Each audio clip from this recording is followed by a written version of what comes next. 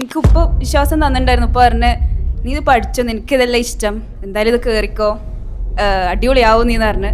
അപ്പോൾ ഇൻഷാ അല്ലാഹ് ഞാൻ ഈ അവാർഡ് എൻ്റെ ഉപ്പാക്കാണ് ഡെഡിക്കേറ്റ് ചെയ്തത്.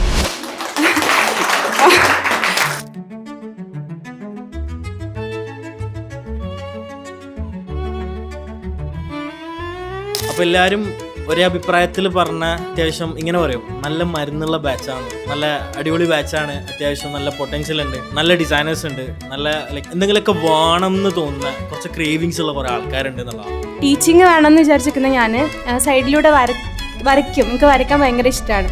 അപ്പോൾ അതുമായി ബേസ് ചെയ്ത് എന്തെങ്കിലും ഒരു കോഴ്സ് സൈഡാക്കി വെക്കണം. ആ ഒരു കൺസെപ്റ്റിലാണ് ഞാൻ ഡിസൈനിങ് എടുക്കുന്നത്. ഡിസൈൻ ചെയ്യുന്നവരോ ഡിസൈൻ ചെയ്യാത്തവരോ ആയിക്കോട്ടെ, ചെയ്യുന്ന ജോലി ഭയങ്കര പാഷനേറ്റായിട്ട് ചെയ്യുക, അല്ലെങ്കിൽ അത് ആസ്വദിച്ച് ചെയ്യുക. കാരണം നിങ്ങളുടെ അടുത്ത ഫേസ് എന്ന് പറഞ്ഞാൽ അതാണ്. ഡിസൈനിങ്ങും പഠിക്കണം. പിന്നെ ഫറാൻ്റെ എഡിറ്റിങ്സ് കണ്ടിട്ട് ഭയങ്കരമായിട്ടൊരിതുണ്ടായിരുന്നു. ഫറാൻ്റെ അടുത്തുനിന്ന് കുറേ കാര്യങ്ങൾ പഠിക്കാൻ പറ്റി. Thank you Farhan.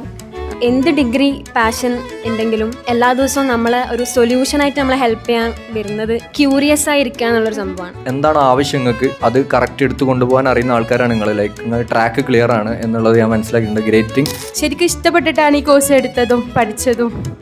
അടിപൊളിയായിരുന്നു. മോൺസറാട്ടിനെയും പിന്നെ ഡിസൈൻ സ്കൂളിനെ കുറിച്ചിട്ടും പറയാൻ വാക്കുകളില്ല.